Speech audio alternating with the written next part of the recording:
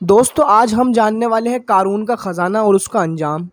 دنیا کے کسی بھی خزانے کا ذکر قارون کے بغیر ادھورا ہے۔ بہت سے قصے، کہانیاں اور روایات قارون اور اس کے خزانے کے مشہور ہیں، لیکن آج ہم آپ کو قرآن شریف اور کچھ حوالوں سے قارون اور اس کے خزانے کا واقعہ بتائیں گے، جسے سن کر آپ کو ایک بہترین نصیحت ملے گی۔ آپ سے گزارش ہے اس ویڈیو کو پورا دیکھیں، اور اگر آپ نے ہمارے چینل کو اب تک سبسکرائب نہیں کیا ہے تو جلدی سے جلدی ہمارے چینل کو سبسکرائب کریں، جس سے آنے والی اور ویڈیوز آپ تک پہنچتی رہیں۔ دوستو قارون وہی شخص ہے جس کا ذکر قرآن مجید میں سبق حاصل کرنے کے لیے کیا گیا ہے۔ قارون حضرت موسیٰ علیہ السلام کے چچا بصر کا بیٹا تھا۔ وہ بچپن سے ہی بے حد حسین اور خوبصورت تھا۔ اسی وجہ سے بنی اسرائیل کے لوگ اسے منور کہہ کر پکارا کرتے تھے، یعنی خوبصورت۔ جب قارون جوان ہوا تو بہت نیک لوگوں میں وہ شمار کیا جانے لگا، یہاں تک کہ وہ توریت کا بہت بڑا عالم بن گیا۔ قارون اپنا زیادہ سمے حضرت موسیٰ علیہ السلام کی خدمت میں گزارا کرتا تھا، اسی وجہ سے وہ توریت کا بہت بڑا عالم بن گیا، اور وہ بہت اچھی آواز کا مالک تھا۔ وہ توریت کو خوبصورت انداز میں پڑھا کرتا تھا، اسی وجہ سے لوگ اس کو بہت ہی ادب اور احترام کیا کرتے تھے۔ قارون بھی حضرت موسیٰ علیہ السلام پر ایمان لے آیا، اور جب بنی اسرائیل کو قبطیوں کی غلامی سے آزادی ملی تو قارون بھی اپنی قوم کے لوگوں کے ساتھ مصر کو چھوڑ کر سرزمین موعود کی طرف ہجرت یعنی رہنے کے لیے چل دیا۔ وہاں قارون کے حالات ایک دم سے بدل گئے اور اس کے ہاتھ میں بے شمار دولت آئی۔ دیکھتے ہی دیکھتے وہ اپنی قوم کا سب سے امیر شخص بن گیا۔ سود کا کاروبار کرنے لگ گیا، لوگوں سے فصلیں خرید کر کئی مہینے تک ان کو چھپا کر رکھتا اور پھر مہنگے داموں میں ان فصلوں کو بیچا کرتا تھا۔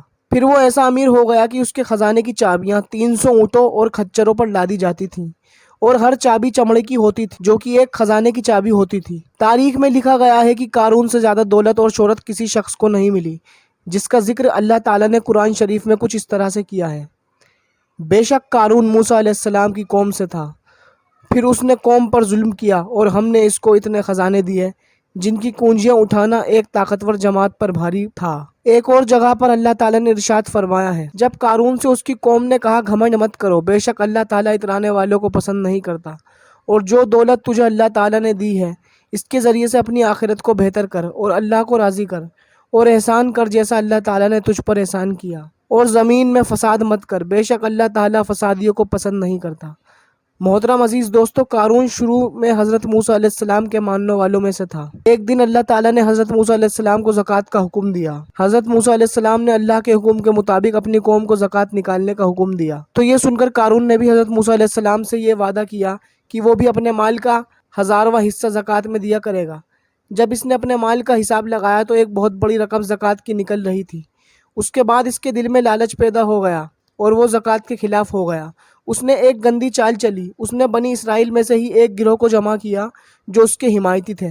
انہیں جمع کیا اور کہا: اے بنی اسرائیل کے لوگوں، موسیٰ علیہ السلام نے ہمیں کئی حکم دیے ہیں جسے ہم سب نے مانا اور اس پر عمل کیا، لیکن اب موسیٰ کا ارادہ بدل گیا ہے، اب وہ تم سے تمہاری دولت چھین لینا چاہتے ہیں۔ قارون نے اپنی قوم میں سے ایک عورت کو کچھ پیسے دے کر حضرت موسیٰ علیہ السلام پر الزام لگانے کے لیے بھی کہا، تاکہ حضرت موسیٰ علیہ السلام کو برا ثابت کیا جا سکے۔ اس کے بعد اس نے اپنے قوم کے لوگوں کو جمع کیا اور حضرت موسیٰ علیہ السلام سے پوچھا کہ زنا کی کیا سزا ہے۔ حضرت موسیٰ علیہ السلام نے فرمایا: جو بھی زنا کرے، چاہے اس کی بیوی بھی ہو، تو اسے شرمسار کیا جائے یہاں تک کہ وہ مر جائے۔ قارون نے حضرت موسیٰ علیہ السلام سے کہا: اگر یہ کام آپ نے کیا ہو تو بھی کیا یہی سزا کا حکم ہے؟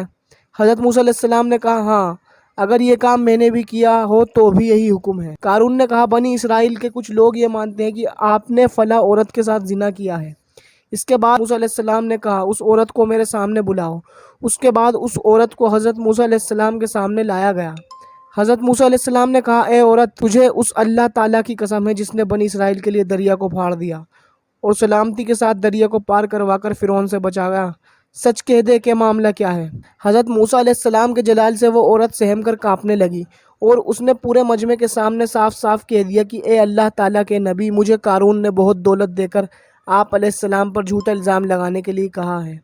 اس کے بعد حضرت موسیٰ علیہ السلام اللہ کی بارگاہ میں سجدہ شکر میں گر پڑے اور سجدے کی حالت میں ہی حضرت موسیٰ علیہ السلام نے یہ دعا مانگی: یا اللہ، قارون پر اپنا عذاب نازل کر دے۔ اس کے بعد وہ سبھی لوگ جو قارون کے ساتھی تھے وہ اس سے الگ ہو گئے، اور حضرت موسیٰ علیہ السلام نے اللہ تعالیٰ کے حکم سے زمین کو حکم دیا کہ اے زمین، قارون کو اور خزانے کو ختم کر دے۔ تو زمین پھٹ گئی اور قارون کا خزانہ اور جو اس کے ماننے والے تھے سب لوگ بھی زمین میں دھنسنے لگ گئے، اور دیکھتے ہی دیکھتے قارون، اس کا محل اور اس کا خزانہ سب کچھ اس زمین میں دھس گیا۔ جب یہ سب کچھ زمین میں دھس گیا تو زمین دوبارہ بند ہو گئی۔ دوستو، ہمیں جو چیز دی گئی ہے وہ صرف دنیا تک ہی ساتھ رہنے والی ہے اور کام آنے والی ہے، جبکہ قارون کو بھی دنیاوی زندگی کا سامان دیا گیا اور اس نے اس پر غرور اور تکبر کیا، تو وہ بھی فرعون کی طرح عذاب سے نہیں بچ سکا۔ دوستو، سوچنے کی بات یہاں یہ ہے کہ کیا ہمارے پاس قارون اور فرعون سے زیادہ مال اور دولت ہے جس پر ہم گھمنڈ کرتے ہیں؟ تو چلیے آج کی اس ویڈیو کو یہیں ختم کرتے ہیں۔ آشا کرتے ہیں کہ آج کی یہ ویڈیو آپ کو پسند آئی ہوگی۔